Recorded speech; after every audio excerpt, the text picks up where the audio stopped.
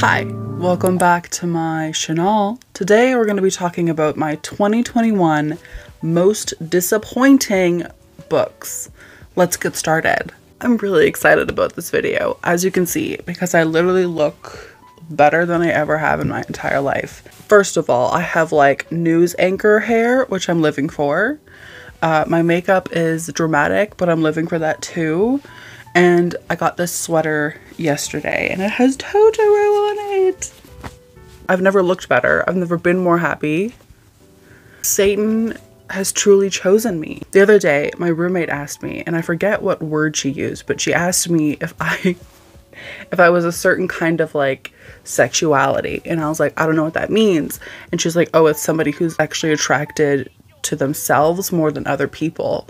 And I literally I literally had to like think about it, and like I honestly think I am. Listen, if you're watching this video, if you're looking at my fucking face and you're not subscribed to my YouTube channel, if you're not, it's totally fine. I understand. People forget. Like, people are forgetful. It's totally fine.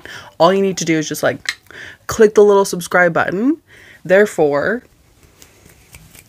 you are subscribed. Therefore, you can look upon my face again and again and again. How lucky for you. Because of YouTube analytics, I can see that like 30% of people who watch my videos aren't subscribed. 30% is too much. You know, like that's too big of a number. 30%, like no, we should be at like 5%. We should have 100% subscription rate, okay? Anyway, speaking of people who are literally fucking stunning and gorgeous and effortless and flawless and beautiful, we have you. You are so fucking beautiful. I can tell that you doubt me in some ways, okay?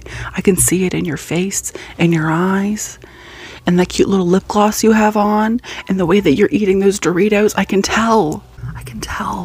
And I need you to know that your doubt in me is a manifestation of the doubt that you have in yourself. I can sit here until I am blue in the fucking face and balls. Why would I say that? I can sit here until I'm blue in the face, until I am literally dead. Just reiterate again and again and again and again and again that you're gorgeous, but you will never believe it. You will never fully take it in unless you tell that to yourself. You will never become the confident, beautiful, bad fucking bitch that you are if you never admit to yourself that you are that confident, bad bitch, gorgeous fucking girl. I want to sit here every fucking video and just tell you about how gorgeous you are and how beautiful you are and how stunning you are and how you are literally capable of anything. But I can't make you fully believe that. You have to meet me halfway, okay? Okay? I need you to tell yourself these things. I need you to look in the fucking mirror. I need you to even look into the passing view of like a fucking window. And I need you to think, damn, that bitch is fucking sexy as fuck. Holy fuck.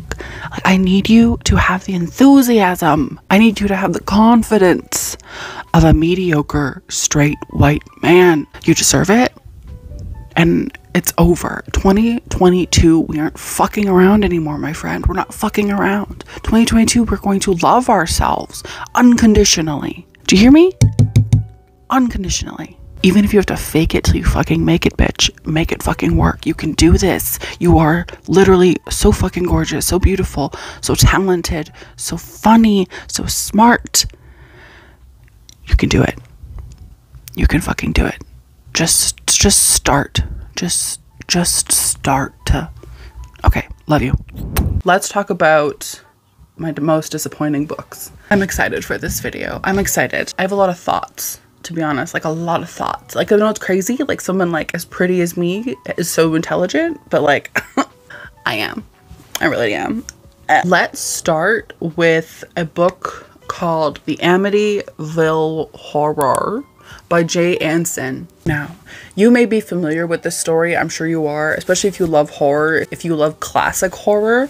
The Amityville Horror movie is mwah, it's chef's kiss. It's so good. It's gorgeous. It's one of my favorite horror movies of all time, the one from the 70s, the original. When I read the book, by the way, Sav from Riveting Read sent it to me, and I'm really thankful. Thank you so much, Savannah. Not only that, but Savannah and I actually buddy read it together. But when I went into the book, I was expecting to really, really fucking like it. I was expecting it to be similar, if not better, than the original movie. Holy fuck. I was wrong. This book fucking sucks. This book disappointed the fuck out of me. I expected some like ghosty, you know, retro vibes, and what I got instead was just the driest fucking book you've ever seen in your entire life. Like, Jay Anson was like, oh yeah, this is like true crime, so I'm gonna write it like it's true crime. But actually, it's not even gonna be true crime. It's just gonna be like nonfiction, but like the kind of nonfiction that you would find in a fucking textbook, because his writing was so fucking dry. Reading the book, I was just quenched. Okay, reading the book, I was just like looking everywhere for like any kind of moistness. So I'm so sorry for using that word. It was not good. The writing is quite honestly awful. It's boring. First of all, it's super fucking boring. The whole book is like a slog. The whole time I felt like I was just dragging myself through a field of fucking glass. And then on top of that, with how boring it is, with how dry the writing is, the character development makes no fucking sense, like at all. Like literally, the husband changes instantly. Like he gets there day one, day two, completely different person. Even if it is nonfiction, even if it is like, you know, true, at least lead us in with it, Mr. Anson. Like at least give us time to warm up to these people before you completely just like switch it on us. Like before we even know who they are as people. I don't even know, honestly, if there is like any redeeming quality to this book besides the fact that it spawned an amazing movie. But other than that, like literally trash. Like I really don't like it, and I can't believe I rated it like 3 stars when I first read it. Like I was generous. I was so generous. Honestly, you're welcome. I think honestly, if Jay Anson had written the book less in the style of like a non-fiction book and more gone for like a fictional kind of style, it would have been okay. Because quite honestly, there is no room in the book for it to be scary, because the fucking writing drains away any semblance of interest in the reader. For me, at least. Like, at least for me. It was so boring. I can't say that enough, how boring this book was. Before we move on to the next book, I just want to say one other thing that I'm literally done. And I'm wondering if I could just like appeal to everyone. Like, not even like Jay Anson, but just like literally everyone who ever existed ever. Can we please stop, for the love of fuck, like blaming hauntings and like poltergeists and like possessions and shit on like Native American burial grounds? Can we all collectively agree that that is some bullshit, that it's like literally like a cliche, that it's literally like tired? Like, it's tired. Put it to bed. First of all, it makes no fucking sense. Second of all, it's not creative at all. In the Amityville horror, Jay Anson tries to make some bullshit about like how he thinks that like all of it was caused by like the Native American burial ground that the house was built on, like, which is such a cliche. Like, what is this, poltergeist, bitch? Like, bitch, stop. Let's all just collectively agree to cut that shit out. Cut that shit out. Are we in agreement? Do we all agree? All those in favor, say aye. Aye. It's literally like low-key offensive, if not high-key offensive. We're done with it. We're not doing it. Anyway, okay. The next book I want to talk about is one that I DNF'd. And I don't want to spend too much time on it because I don't have that much to say, but that is The Hollow Tree by James Brogden.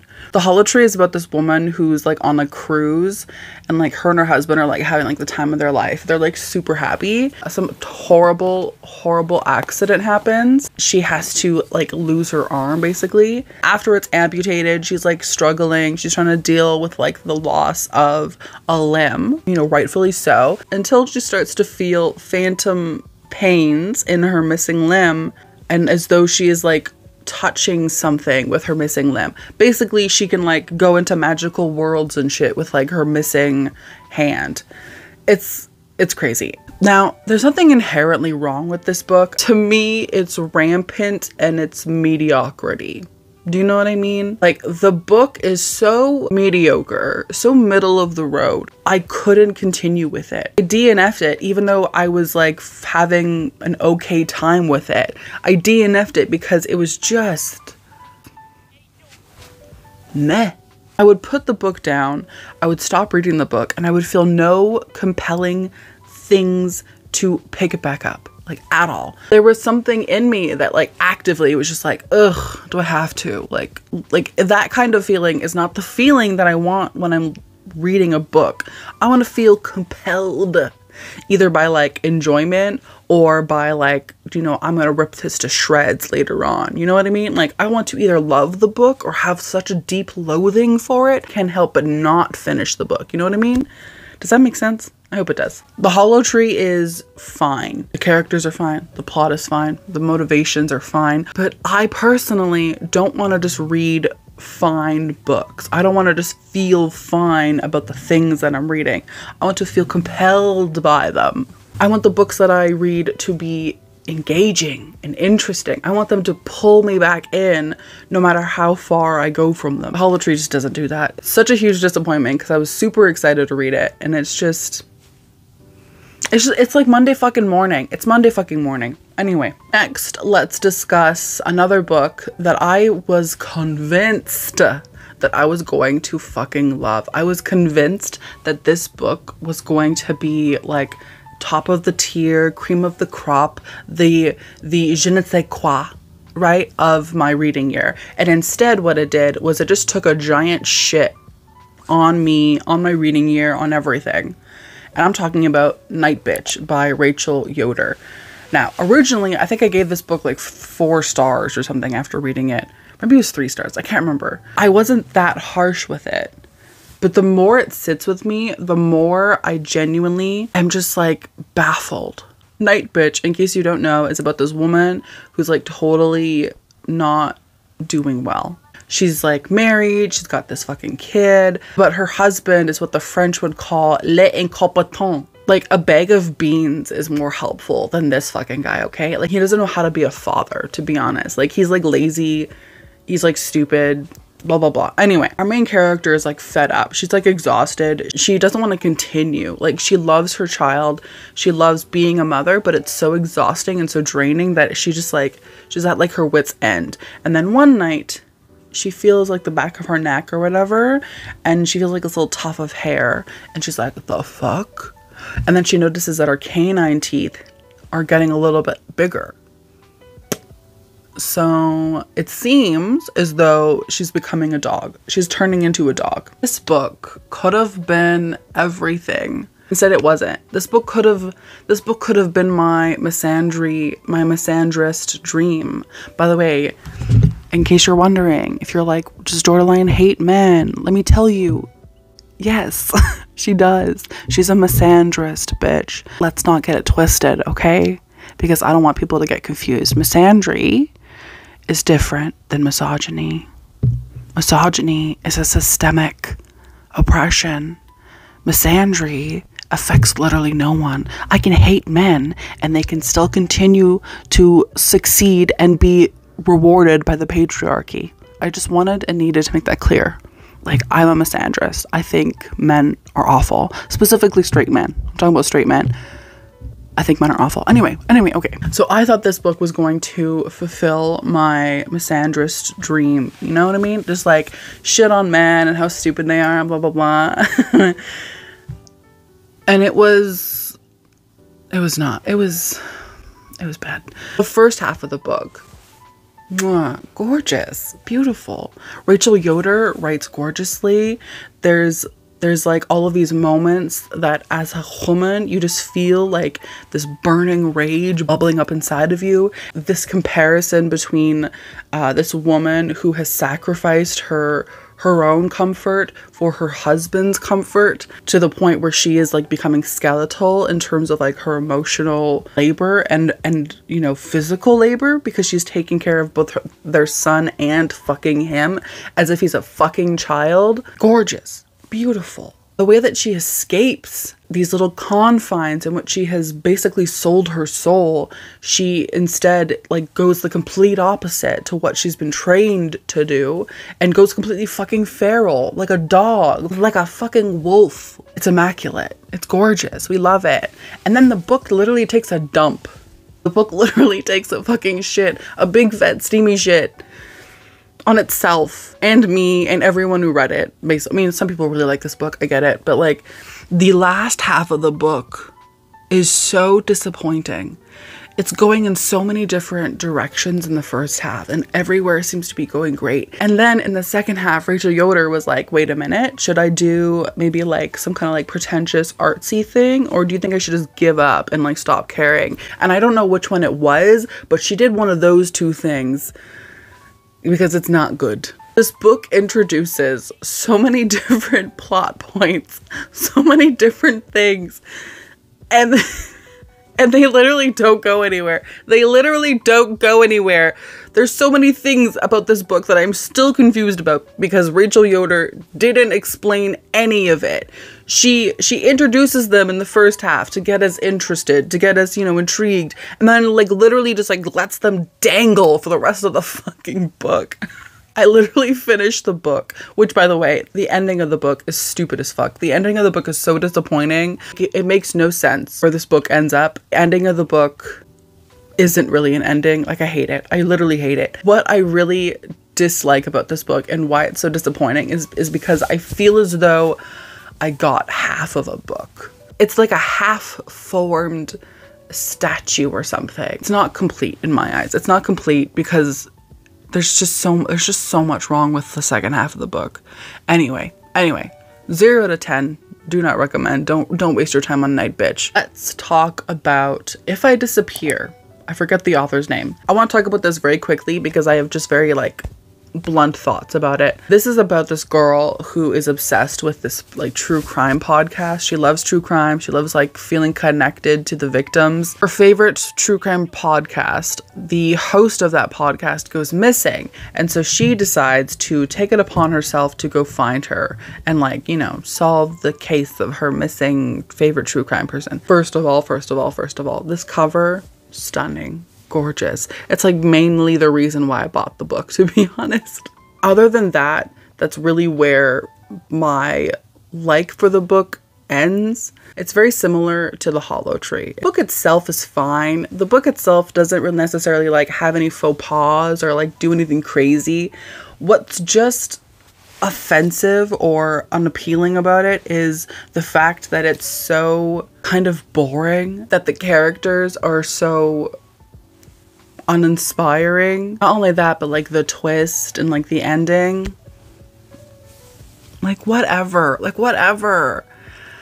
Ugh, I don't even know what to say about this because again, it's just so meh. It's just so, you know, like disappointing, boring, mediocre. It's just mediocrity. Like this girl was like, let me write a thriller. And so she started writing it, but then forgot to include interesting plot and interesting characters who are slowly developed. You know, she forgot to add those things. And so really it's just like this like meandering book about just like the most mundane shit with like the most like uninspiring characters.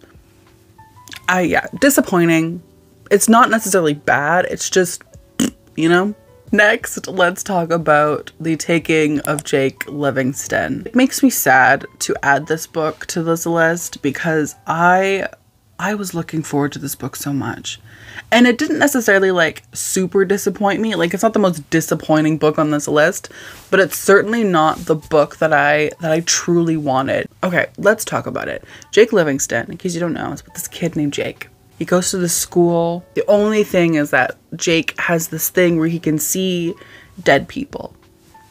It's like kind of a bummer, you know? It's like annoying really for Jake. Jake comes into contact with this ghost who shot up the school the year before. So this kid brought a gun to school and like shot it up and then I think killed himself. Jake is like not interested. He like doesn't want anything to do with this like evil spirit of this kid, but things get bad, you know? I loved the beginning half of this book.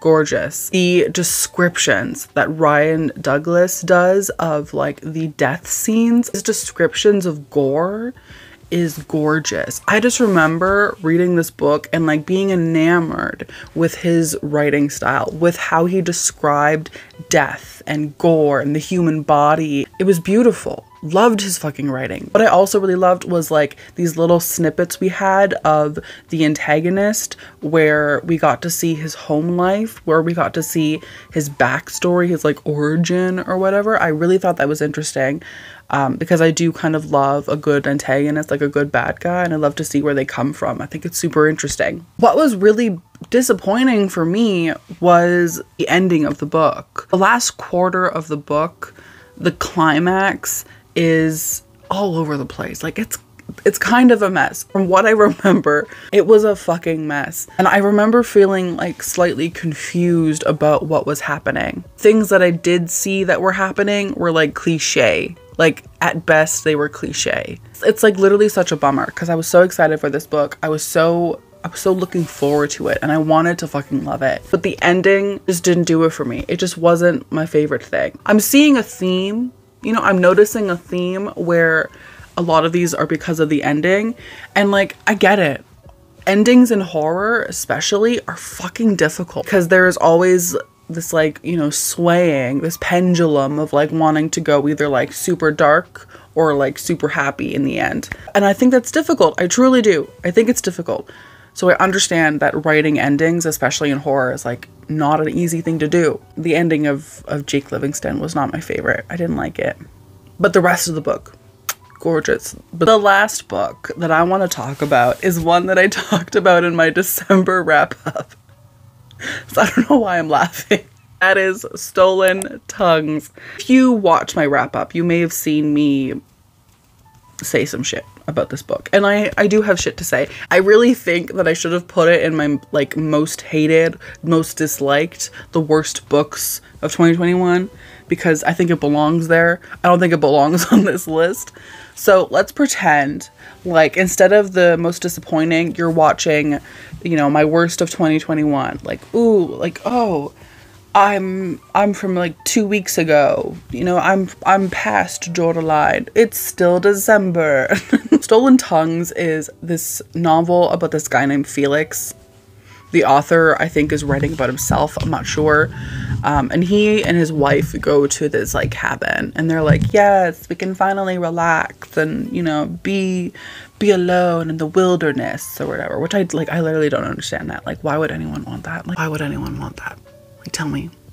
I don't understand it. Like, camping is gross, but to camp as like a romantic getaway, like, are you fucking kidding me? If somebody, like, even if somebody, especially like my husband or something, which I don't have a husband, but if I had a husband and he was like, let's go camping as this like romantic thing, I would literally leave. I would divorce that motherfucker. Like, are you joking? You want to take me Bitch, take me to a fucking spa, okay?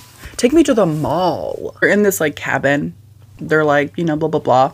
And they hear things coming from outside. They hear like whispering. And Felix is freaked out, but then he's also freaked out because his wife is like whispering seemingly back to the thing that's whispering outside. So it's a little creepy. The first half of this book is pretty good.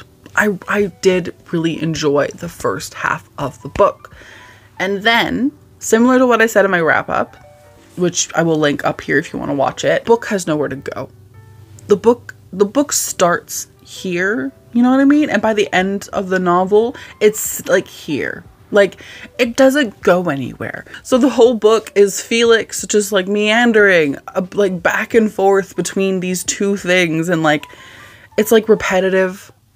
It drags after like the middle of the novel. It just instantly just like it just drags because the characters' motivations as well are just like super confusing. Like, I kept asking myself, like, why are they doing this? Why are they doing this? Characters aren't good. I will say it again. Why is Felix the protagonist? I do believe that there was like one comment, or maybe it was like two, I can't remember. But there was a comment being like, oh, it's from Felix's perspective because like his wife is like dreaming or whatever most of the time or whatever. That would be so interesting to see it from his wife's perspective of like her thinking that she's in this fucking dreamland. You as the reader would question whether like it was real or a dream. Like, that would be so fucking good. Tell me, why is it from Felix's perspective? I don't know why I'm laughing. The characters are boring. Characters, they don't really develop either, like at all. What the fuck does Felix learn in this novel? What in the name of Lucifer is the moral of the story for Felix? Like, where is the character growth? Where is the development? Mr. Blackwell, is there, hello? Is there any chance you had any character development in your novel? No? I didn't think so. So we talked about how the plot is meandering and literally it starts so high that it has nowhere to go. We talked about how the characters are boring and how it should have been written from Felix's wife's perspective. Although, on that note, actually, I do think that it might have been smarter for Felix to write it from his perspective, like his perspective. Generally, men don't know how to write women, especially in horror. So actually, you know what? I take it back. He should have kept it as Felix's perspective, because I think a book written from his wife's perspective, written by Felix, would be shit. So thank you, Felix, actually. Thank you. I appreciate the fact that you wrote it from your perspective, because I do not have faith that you could write it from a woman's perspective. So God bless. Anyway, the last point I'm going to make for this scathing review is the racism. I think throughout the whole book, there's maybe like 7 characters.